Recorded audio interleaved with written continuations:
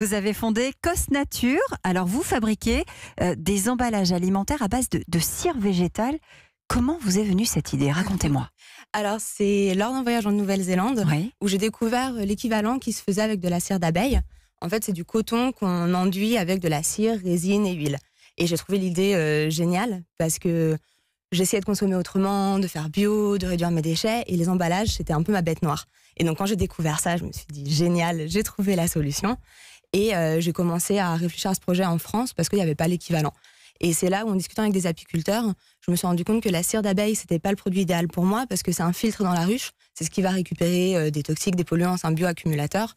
Et donc, c'est pas ce que j'avais envie de mettre en contact avec ma nourriture bio. Donc, j'ai développé la formule à base de cire végétale et créé cet emballage. Donc, ça existait en Nouvelle-Zélande. Vous n'avez pas vraiment copié-collé le modèle. Vous l'avez adapté. C'était en 2017, hein, c'est ça? C'est ça, c'était en 2017.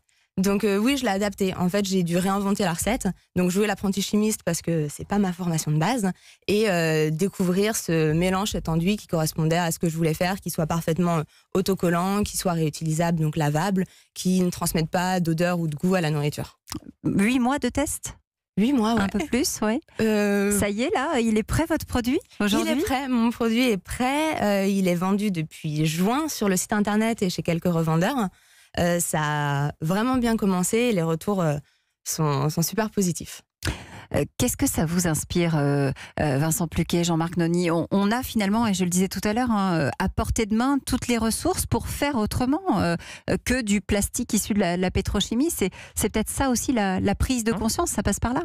Vous, ça fait 20 ans quand même que vous êtes dans l'emballage, Jean-Marc Noni. Oui, tout à fait, mais c'est très très bien qu'il y ait différentes alternatives qui soient proposées aux consommateurs et chacun pourra choisir. Vincent Pluquet.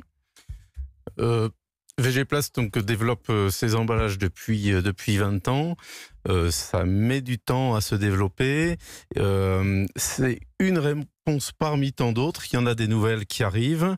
Mais c'est bon pour l'avenir. C'est très bon pour l'avenir. Oui, effectivement, je crois que vous avez trouvé, Elisabeth, alors, le fameux emballage à base de cire d'abeille. Moi, j'en ai trouvé un qui vient d'Australie. Est-ce que c'est le même? C'est Another Way, Maybe Wrap. C'est un concurrent qui se copie sur vous? C'est un marché en fait qui commence à se développer très très fort. C'est en fait avec les lois qui passent sur les plastiques à usage unique, beaucoup de gens cherchent des solutions et donc il y a de plus en plus de concurrents. J'avoue que je connais pas tous les concurrents. Non, il est sorti il y a quelques jours. Donc coton bio, cire d'abeille, huile de jojoba qui intervient aussi, des résines de pin et chaque film est lavable et réutilisable environ 120 fois. Alors moi je communique plutôt sur 250 fois sur les miens. Carrément, donc ça doit être une différence de recette. Et donc comme j'expliquais, j'utilise pas de la cire d'abeille mais de la cire végétale. Donc c'est un marché. Et ça change quoi justement entre la cire d'abeille et la cire végétale?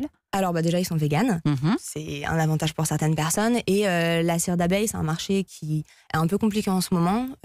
Pour les apiculteurs c'est une ressource qu'ils préfèrent garder pour eux.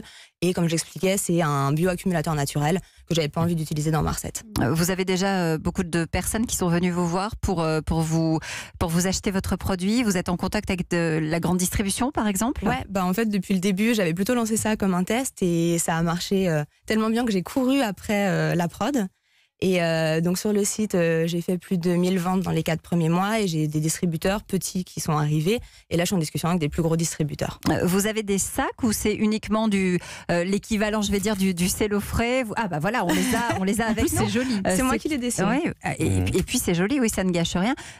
Donc on met, ça fonctionne comme un cello frais. Par exemple, si je veux emmener un plat préparé à la maison, je peux le mettre à l'intérieur. Ouais, ça va prendre en fait la forme de ce que vous voulez grâce à la chaleur de vos mains. On peut même le transformer en pochette en pliant les côtés. Ça fait papier peint un peu. C'est vrai, il se met aussi directement sur les emballages, sur les aliments.